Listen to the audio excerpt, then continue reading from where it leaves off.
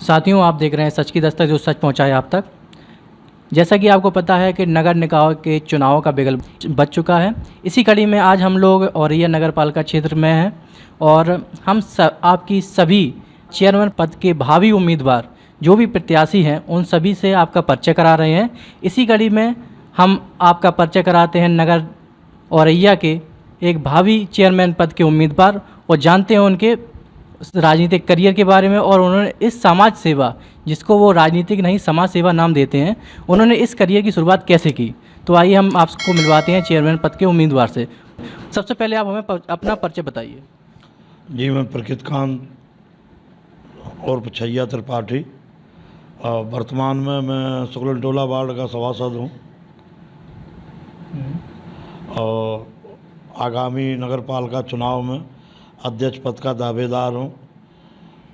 विगत लगभग 5 साल होने को आया जो हमने नगर पालिका की स्थिति देखी।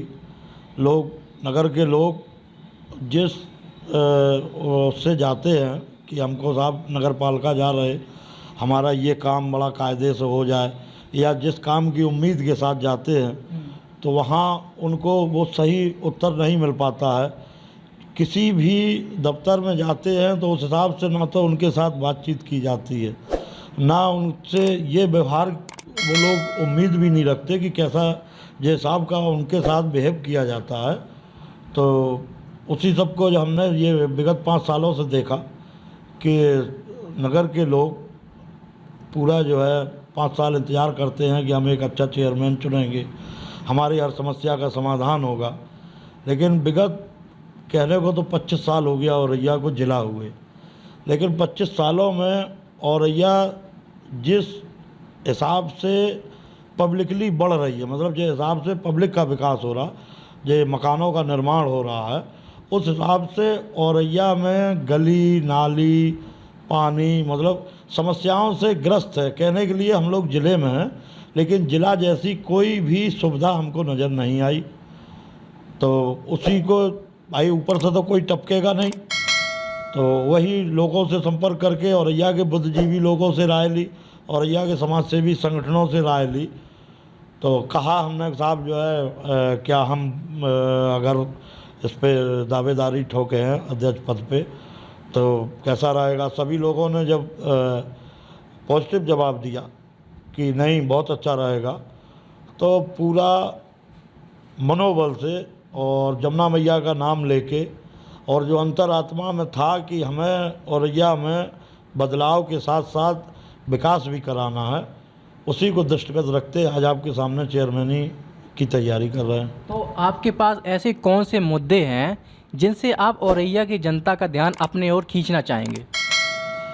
मुद्दे साहब हमें छोटे की ध्यान है। पहले अगर नगर पालिका या नगर के लोगों के लिए कोई सरकारी या कोई भी योजना आती थी तो डुगडुगी पीटी जाती थी। अब नगर पालिका में ऐसा कुछ मतलब जो भी योजनाएं आती कुछ है ही नहीं, कोई भी काम है नहीं साहब, नगर पालिका को कोई जानकारी नहीं है। जबकि नगर पालिका की ये जिम्मेदारी होती है कि नगर के लोगों के लिए अगर कोई भी सरकारी योजना आती है तो वो नगर पालिका के द्वारा होना चाहिए। जिस हिसाब से गांव में ग्राम प्रधान के द्वारा सब योजनाएं होती हैं, उसी हिसाब से नगर पालिका में नगर के लोगों के लिए जो भी सरकारी योजनाएं आती हैं उससे हमारा यही विचार है कि उसको अगर पब्लिक ने औरैया के सम्मानित जनता ने अगर बैठाया हमको, तो सबसे पहले तो जो सरकारी योजनाएं आती हैं उन सब का और जो सरकारी जो कागज़ बनते हैं उन सब का मैं लाभ नगर पालिका के द्वारा ही दिलवाना चाहता हूं, जिससे कि गरीब तबका, सबसे ज़्यादा परेशान गरीब तबका होता है जो योजना का पात्र होते हुए भी उन योजनाओं से वंचित रह जाता है। मान लीजिए अगर आप निकट भविष्य में चेयरमैन बन जाते हैं तो आपकी पहली प्राथमिकता कौन सी होगी, कौन सा वो काम है जो आप सबसे पहले कराना चाहेंगे आप चेयरमैन बनने के बाद? सबसे पहले साहब जब से होश संभाला है देख रहा हूँ कि औरैया में पानी की समस्या बहुत ही जटिल समस्या है।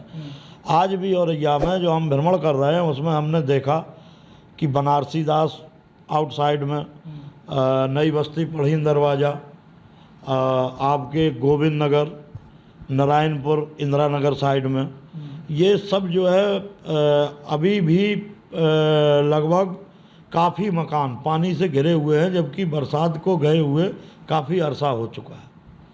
वहाँ के लोगों की आप हालत देखिए, जो बेचारे मतलब ये सोचते हैं कि कहीं मकान ना गिर जाए, कहीं कुछ ना गिर जाए। आदमी पाई पाई जोड़ के बड़े मुश्किल से अपने रहने का मकान बनवा पाता है।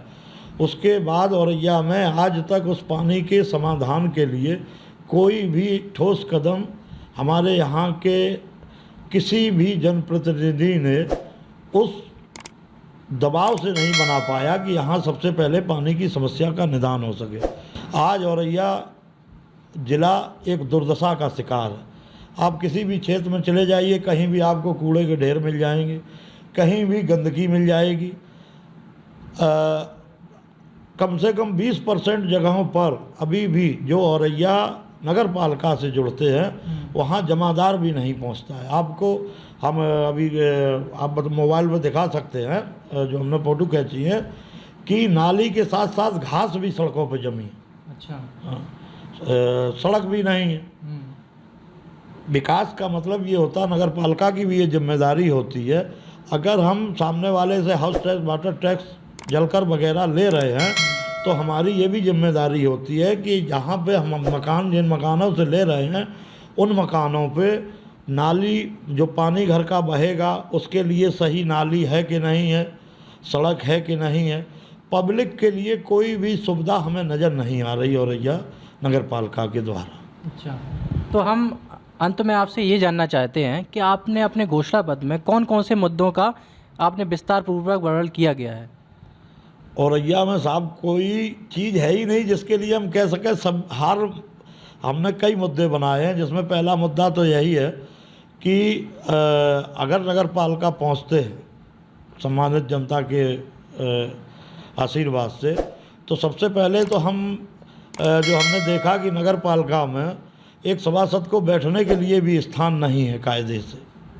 तो सबसे पहले तो मैं सभासद के साथ साथ आम जनमानुस, जो औरैया की सम्मानित जनता है, उसके लिए एक हॉल का निर्माण कराना चाहते हैं, जिसमें आजकल आपने देखा होगा सरकार की तरफ से जनसेवा केंद्र को इतना अधिकार दे दिया गया है कि सभी कागज़ पत्तर वगैरह और जो भी योजनाएं हैं जनसेवा केंद्र के द्वारा संचालित होती हैं, वही हम नगर के गरीब तबके के लिए, ख़ास तौर से आम आदमी तो अपना कहीं भी काम चला लेता है जो मीडियम या हाई क्वालिटी का होता है, लेकिन एक गरीब तबका हर काम के लिए वंचित सा रह जाता है। कोई भी योजना एक निम्न समय के लिए आती है, परमानेंट समय के लिए नहीं आती है कि उन्होंने कहा कोई ऐसी सरकार ने योजना निकाली जिसकी अवधि 6 माह होती, 3 ही माह होती है। तो उन सब योजनाओं का पात्र लोग जो वास्तव में गरीब है ना, जिनके लिए सरकार वो योजना बनाती है, हमारी वही पूरी कोशिश रहेगी कि हमारे नगर का हर वो गरीब जो उस योजना के पात्र है उसको उसका लाभ मिल सके। योजनाएं बराबर आती रहती है। अब सबसे पहले अब गरीब आदमी, अब उसमें दिया जाता है आय प्रमाण पत्र होना जरूरी है, मूल निवास प्रमाण पत्र होना जरूरी है, जात प्रमाण पत्र जरूरी है, राशन कार्ड जरूरी है। इन सब के लिए जब अगर जैसे पहली बात तो पता ही नहीं लगता गरीब आदमी को कि ये कोई योजना आई, जैसे तैसे करके अगर गरीब आदमी को पता चलता है कि साहब ये योजना आई है, तब तक वो देखता है कि काफ़ी लेट हो गए, फिर उसको तहसील जाना पड़ता है। तहसील में जब वो कागज़ों के लिए भटकता है तो इतना देर हो जाता है, तब तक वो योजना समापन की ओर भी चली जाती है, या वो उस हिसाब से संतोषजनक उसको वहाँ पे जवाब नहीं मिलता है कि उसको ये लगता नहीं है कि नहीं समय पे हमारा कागज़ बन जाएगा। तो इन सब कागज़ों के लिए भी हम नगर पालिका में पब्लिक के लिए एक जनसेवा केंद्र टाइप का पूछताछ एवं समाधान केंद्र के नाम से नगर पालिका के अंदर एक हॉल का निर्माण कराएंगे, जिसमें नगर पालिका के काम के लिए आए हुए व्यक्ति को सम्मान के साथ बैठाला जा सके और सम्मान के साथ उनसे बर्ताव किया जाए, और अगर पात्र व्यक्ति है तो उसको उस योजना का समयानुसार लाभ दिलाया जा सके। एक जनता की तरफ से आपके लिए क्वेश्चन बनता है सभी प्रत्याशियों के लिए कि चेयरमैन के चुनाव में ऐसा क्या है कि इस चुनाव में करोड़ों रुपए खर्च होते हैं और प्रत्याशियों द्वारा करोड़ों रुपए खर्च किए जाते हैं, क्या आपके भी द्वारा करोड़ों रुपए खर्च किए जा रहे हैं? अब यही तो सर आपको सोचना चाहिए, और इसीलिए हम चौखट लोगों को जागरूक कर रहे हैं। पिछले हमारे ख्याल से हमने तो सभासद हुए, उसके बाद ही जब हमने नगर पालिका की दुर्दशा देखी और नगर के लोगों के साथ व्यवहार देखा, तो तभी से हमने एक मन में ठाना कि नहीं, लोगों को हम जागरूक करके एक बार दिखाना चाहते कि पालिका अध्यक्ष का क्या फ़र्ज होता है। अब आप ये बताइए, जो आदमी करोड़ों खर्च करेगा, है ना, या खर्च करने की कह रहा है या कोशिश कर रहा है या करेगा, तो उससे क्या विकास की उम्मीद की जा सकती है? जबकि नगर पालिका में ना तो कोई चेयरमैन के लिए कोई निधि होती है, ना ही नगर पालिका में कोई वेतन होता है। उसके बाद आप बताइए, अगर कोई प्रत्याशी करोड़ों खर्च कर रहा है तो किस बेस पे कर रहा है? उसमें कुछ ना कुछ तो गोलमाल है ना। तो वही हम पब्लिक को समझाना चाहते हैं, आप अपने विकास के धन को बर्बाद ना करें। काफ़ी कुछ 25 साल में आपने बहुत कुछ देख लिया कि हमारा औरैया ज़िला होते हुए भी आसपास के आप देहात देखिए, वो चमक रहे हैं। हमारा औरैया ज़िला विकसित ना होने का कारण केवल यही है, जब कोई करोड़ों रुपए खर्च करके उस कुर्सी पे बैठेगा तो विकास की संभावना तो कतई ही करने का वो सवाल ही पैदा नहीं होता। भाई, हम अगर 5 करोड़ खर्च करेंगे तो फिर हम उसी लालसा से 5 करोड़ खर्च करेंगे कि पहले तो हम 50 करोड़ लूटेंगे, 50 करोड़ के बाद अगर बचेगा तब हम शहर में लगाएंगे। तो ना तो नॉर्मल तेल होगा, ना राधा नाचेंगी। तो इस प्रकार का प्रकरण आपकी नज़र में है क्या? नहीं, प्रकरण का अब मान लो लोग जैसे पब्लिकली और क्वेश्चन होता है कि तुम ऐसे जो है बगैर धन के कैसे लड़ रहे, तो हमें तो जनता पर विश्वास है ना। मुझे मालूम है, मैं औरैया के लोगों को जागरूक कर रहा हूँ और ज़्यादातर लोग जागरूक हो रहे हैं, लोग विकास की राह जो रहे हैं। आज लोगों को लग रहा नहीं हमारा शहर भी जागरूक हो। अब जैसे लोगों से हम कह रहे हैं, आदमी अपने परिवार के प्रति पूर्णतया जिम्मेदार रहता है, अपने मकान के प्रति पूर्णतया जिम्मेदार रहता है, अपने व्यवसाय या नौकरी के प्रति पूर्णतया जिम्मेदारी निभाता है। तो मैं वही सम्मानित नगरवासियों से कहता हूं कि एक बार अपने कर्म भूमि अगर आप यहाँ रह रहे हैं और जन्मभूमि अगर आप यहाँ पैदा हुए, तो इसके प्रति भी एक बार फर्ज अगर लोगों ने दिखा दिया और लोग जागरूक भी हो रहे हैं। ऐसा नहीं है, औरैया जो है बहुत ही गौरवशाली भूमि है, मतलब इतिहास गवाह है कि यहाँ पे बहुत से लोगों ने देश को आज़ाद कराने के लिए बलिदान दिया है, बहुत से लोग शहीद हुए। तो ये शहीद जन्मभूमि है औरैया। औरैया कोई ऐसे वैसे लोगों की धरती नहीं है, औरैया बहुत बुद्धिजीवी और बुद्धिमान लोगों की धरती है। औरैया के लोग जागरूक हो रहे हैं और इस बार वो लोग खुद चाहेंगे कि हमको एक साधारण ऐसा आदमी मिले जो औरैया का विकास अच्छी तरीके से करा सके और गरीब लोगों को सरकारी योजनाओं का अच्छे से लाभ दिला सके।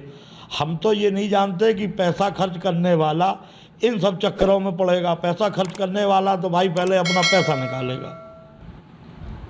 तो ये हमारे साथ थे प्रतीकांक उर्फ छैया त्रिपाठी जी, जिन्होंने अपने मुद्दे को बहुत ही अच्छे शब्दों में रखा और हमें अपनी बात बताई। तो अगली कड़ी में हम मिलते हैं एक और नए प्रत्याशी के साथ। अभी तक के लिए आप देखते रहिए सच की दस्तक, जो सच पहुंचाए आप तक।